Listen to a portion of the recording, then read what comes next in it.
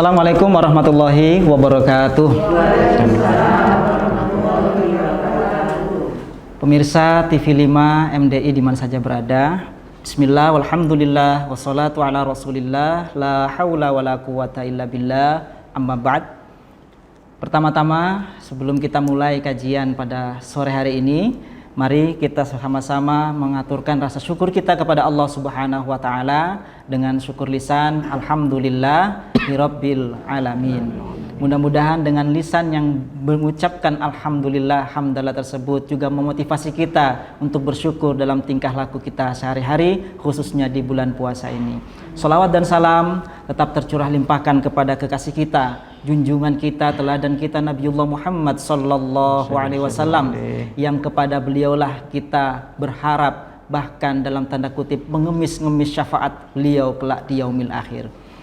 Pemirsa TV 5 di mana saja berada, ibu-ibu yang masih istiqomah dalam kajian kita hari ini, mudah-mudahan senantiasa dirahmati Allah Subhanahu wa taala, dan kita semua yang hadir pada majelis ini diterima ibadah kita di bulan suci Ramadan ini.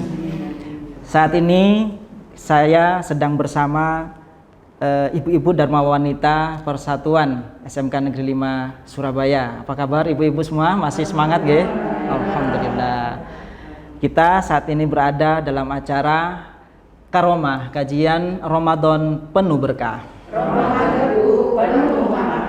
Alhamdulillahirabbil alamin. Di tengah-tengah kita saat ini saya bersama dengan Ustadz Muhammad Sofyan Hadi, Magister Pendidikan Islam. Assalamualaikum Ustadz. Assalamualaikum warahmatullahi wabarakatuh.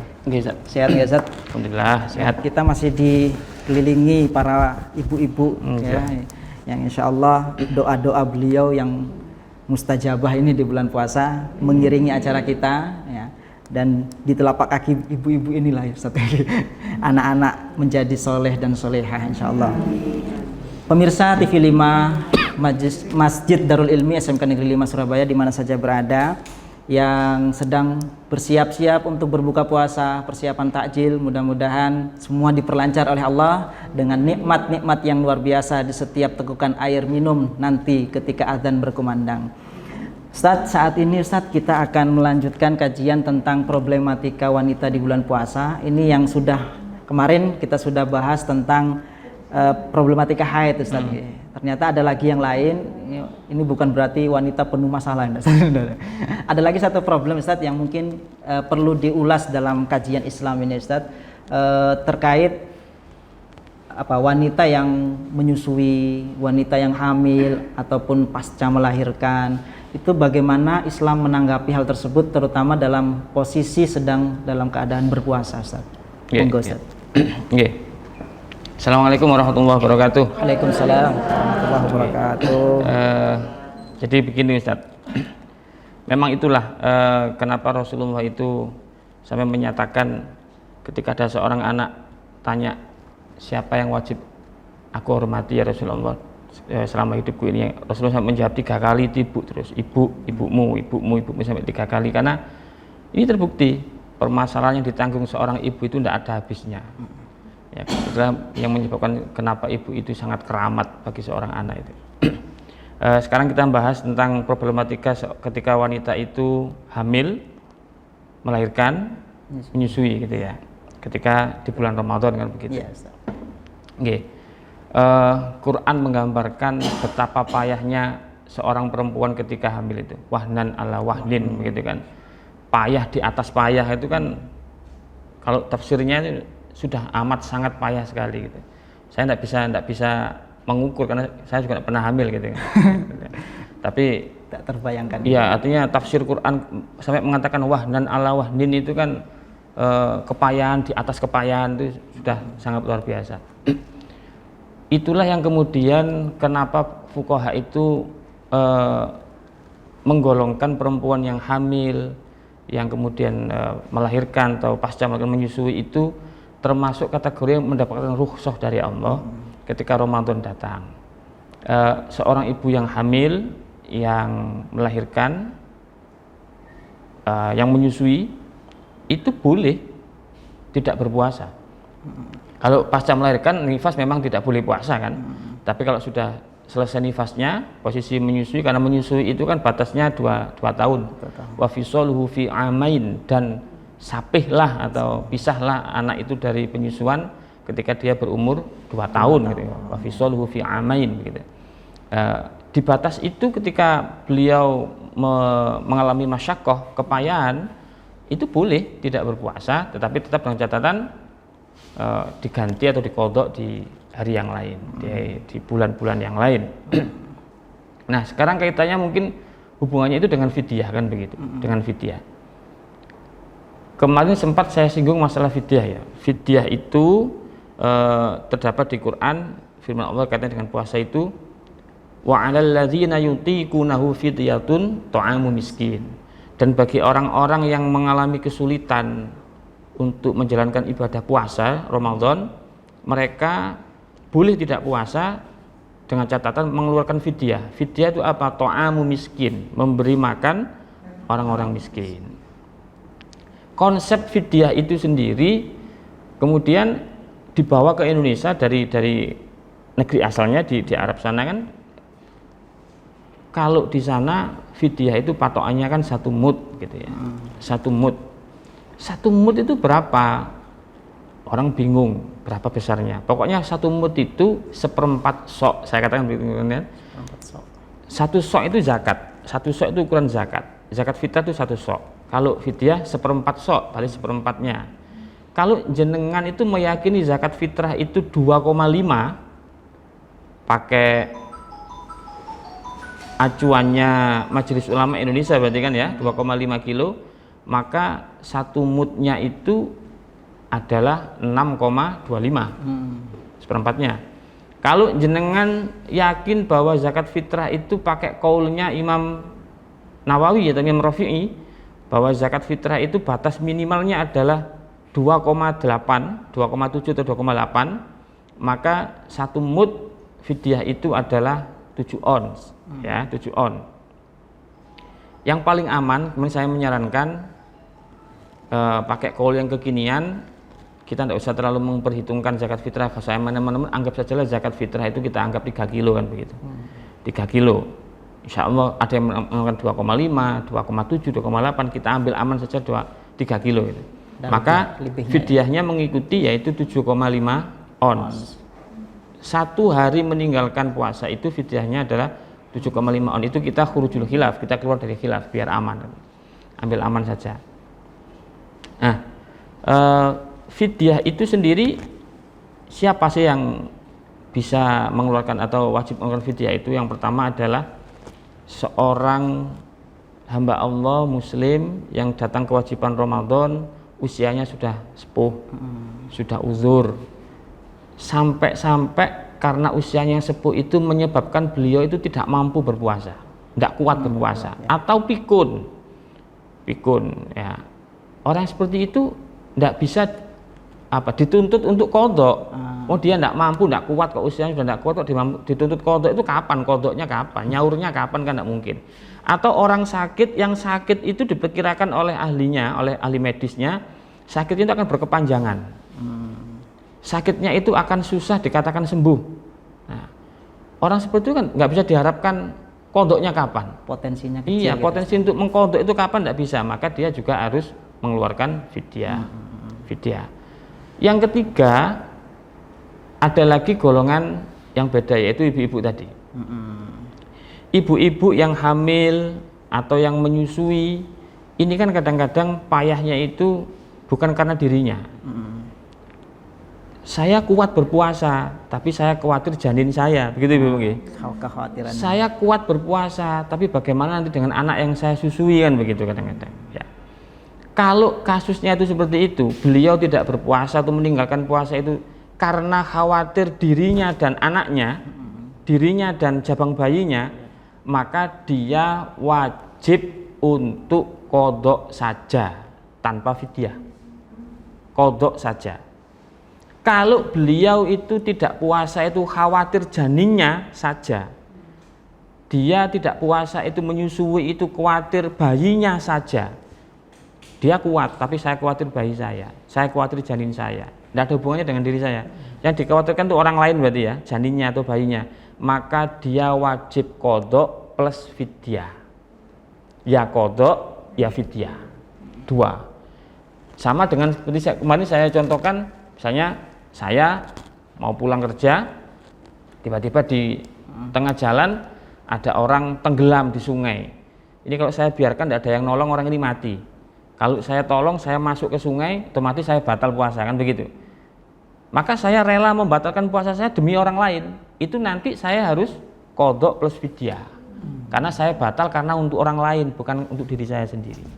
Jadi kalau batalnya untuk orang lain itu qadha plus fidyah. Kalau mengkhawatirkan dirinya cukup dengan qadha saja.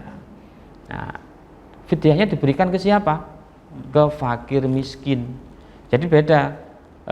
Mustahik zakat fitrah yang 8 asnaf itu tidak semuanya berhak menerima fidyah. Di Quran yang berhak menerima fidyah itu adalah masakin, golongan orang-orang miskin.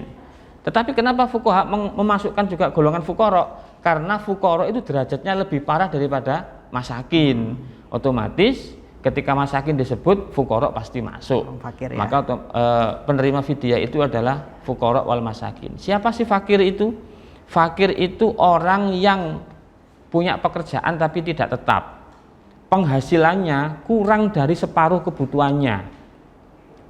Misalnya begini, hidup di Surabaya saat ini itu dikatakan layak sehari, ya makan, ya kebutuhan pangannya, papannya, sandangnya itu dikatakan layak itu sehari seorang katakan 50.000 misalnya begitu. Contoh 50.000. Dia punya pekerjaan, penghasilannya kurang dari 25.000. Misalnya seperti itu. Maka dia dikatakan fuqara. Fakir, ya. Ya, fakir. Kalau dia punya pekerjaan tetapi hasilnya itu kurang dari kebutuhan, lebih dari separuh tapi kurang dari kebutuhan, misalnya 50 tadi penghasilannya 30 atau 40.000, kan masih kurang dari 50. Dia dikatakan miskin. Itu kategori miskin. Nah, itu yang berhak menerima fidyah, Ustaz. Itu pemberiannya itu saat hari itu kita batal, nunggu besoknya atau tunggu sebulan selesai, Ustaz? Menyalurkan fidyahnya, menyalurkan fidyah itu waktunya. Ada beberapa pendapat, Ustaz, ya. Yang saya sampaikan qaul yang muktamad saja, yang masyhur, Batasan menyampaikan fidyah itu pokoknya melewati puasa yang dilaksanakan hari itu. Jadi misalnya hari ini hari Jum'ah, hari Jum'ah tidak berpuasa, maka fidyah hari ini itu dibayarkan nanti setelah sahur, nanti setelah terbit fajar. Jadi hari Sabtu ketika terbit fajar itu membayar fidyah hari ini. Ganti hari berarti? Iya, betul. Nunggu ganti hari. Atau boleh diakumulasi di akhir Ramadan. Di akhir Ramadan langsung. Misalnya nanti Ramadan ini 30 hari. Jadi nanti ketika hari ke-30 selesai berbuka, hari terakhir maghrib itu kita tunaikan fidyah untuk 30 hari. Misalnya 7 on atau 7,5 on dikalikan 30 hari. Ketemunya 21 kilo atau sekian, satu sak itu mungkin ya 25 kiloan itu dibayarkan dengan catatan disampaikan, fidyah itu diomongkan, misalnya menyampaikan ke seseorang. Boleh enggak fidyah itu diberikan ke satu orang saja atau satu golongan? Boleh. Tidak harus kemudian dibagi-bagi, satu orang mendapatkan 7 onan, tidak. Gitu ya. Boleh. 21 kilo tadi langsung dikasihkan ke satu orang, boleh. Itu qaul yang utama membolehkan. Disampaikan ini fidyahnya si fulan. Ini fidyahnya ibu, ini fidyahnya bapak, dan sebagainya. Itu disampaikan qaulnya, ya, akadnya disampaikan seperti akadnya itu. begitu aja, Ustaz. Seperti itu. Yang tidak boleh itu membayar fidyah sebelum waktunya, Ustaz. Misalnya begini, tanggal 1 Ramadan belum mulai puasa sudah diniat, ini fidyah saya untuk 30 hari ke depan. Nah, itu tidak boleh. Itu niat Turun-turun bangkang diniatin. belum masuk bulan puasa. Oke.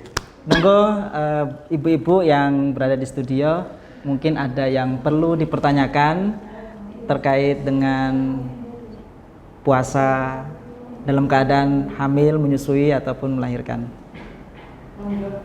Nah, Pak. Siapa? Oh ya. Dengan siapa? Nanda. Ibu Nanda, silakan.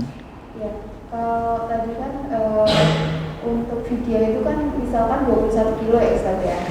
Nah, terus kita karena berasnya itu 25 kiloan, kita kasihkan semua 25 kilo dengan niat fidyah itu tadi. Boleh nggak? Kalau misalkan lebih.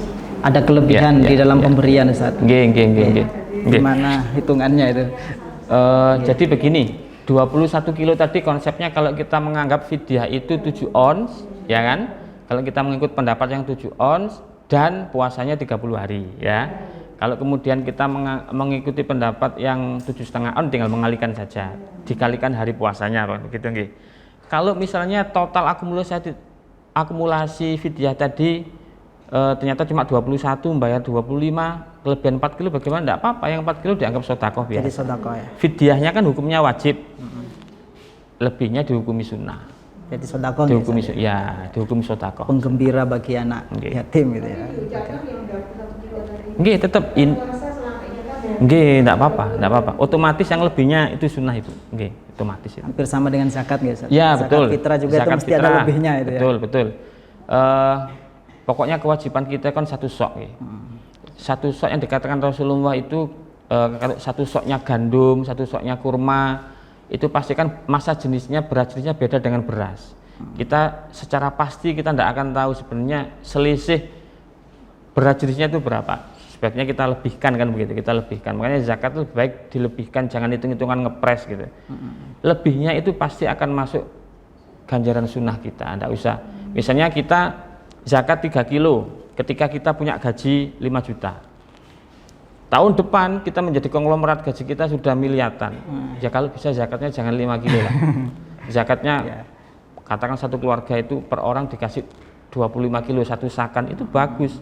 Tetap yang wajib hanya satu sok. Sisanya itu menyenangkan orang, itu dapat ganjaran sunnah tadi. Tidak apa-apa. Itu bentuk syukur kita pada Allah kan. Artinya kelebihan rezeki kita konversi dengan syukur kita memberi kepada orang lain itu. Jangan zaman gak duwe sampai zaman sugih pancet. Nggih, baik, terima kasih Ustadz Muhammad Sofyan Hadi. Sebenarnya masih ada lagi yang perlu ditanyakan terkait dengan penyaluran. Sekarang ini kan sebenarnya memudahkan, sudah banyak lembaga-lembaga yang menampung tempat pembayaran fidyah sebagaimana zakat fitrah, zakat mal dan sebagainya. Itu sebenarnya afdol mana, Ustaz? Ada yang nanya nih, saya ngasih sendiri atau titip-titip ke lembaga zakat amil atau fidyah itu? Afdolnya ngasih sendiri karena ngasih sendiri katanya lega gitu, Ustaz. Nggih. Ya memang afdolnya itu ngasih sendiri. Afdolnya memang bagaimanapun orang memberi itu ya paling afdol datang sendiri. Ada para silaturahmi kan ya, dan sebagainya, itu luar biasa. Tapi tidak salah dan memang diperbolehkan, artinya menggunakan jasa orang lain atau pakai aplikasi itu secara fikih memang diperbolehkan. Selama kita bisa datang sendiri, menyampaikan sendiri, coba kita lakukan seperti itu, karena bagaimanapun juga kecanggihan teknologi ini mau tidak mau diakui atau tidak itu semakin merenggangkan silaturahmi kan begitu. Kalau bisa memang sebisa mungkin datang sendiri lebih afdol. Baik, terima kasih Ustadz Sofyan Hadi, Ibu-ibu Dharma Wanita Persatuan SMK Negeri 5 Surabaya. Kita sudah mendapatkan banyak ilmu, manfaat insya Allah yang untuk kita bisa terapkan. Syukur-syukur bisa disebarkan dan diajarkan kepada orang-orang di sekitar kita yang kemungkinan tidak berkesempatan menyaksikan secara langsung siaran ini atau menghadiri secara langsung di tempat ini. Untuk selanjutnya kita mungkin akan ada banyak pembahasan lagi, Ustadz. Ibu-ibu bisa nanti tetap istiqomah atau mungkin bisa menyaksikan di channel kami di TV5 MDI SMK Negeri 5 Surabaya. Pemirsa TV5 di mana saja berada, kami juga menampung beberapa pertanyaan, bisa ditulis langsung di kolom komentar atau melalui media sosial Masjid Darul Ilmi atau GPAI SMK Negeri 5 Surabaya. Insya Allah pertanyaan-pertanyaan akan kami seleksi untuk kita bahas di forum Karomah Kajian Ramadan Penuh Berkah ini. Sekian apa yang bisa kita bahas pada hari ini. Saya ucapkan terima kasih atas kehadirannya Ibu-ibu Dharma Wanita SMK Negeri 5 Surabaya. Kita telah menyaksikan acara Karomah Kajian Ramadan Penuh Berkah. Selamat menanti berbuka puasa, sekaligus selamat persiapan untuk sholat maghrib berjamaah di masjid-masjid terdekat kita. Saya Muhammad Alfitra Arufa undur diri. Wallahu muwaffiq ila aqwamit thoriq. Wassalamualaikum warahmatullahi wabarakatuh. Waalaikumsalam.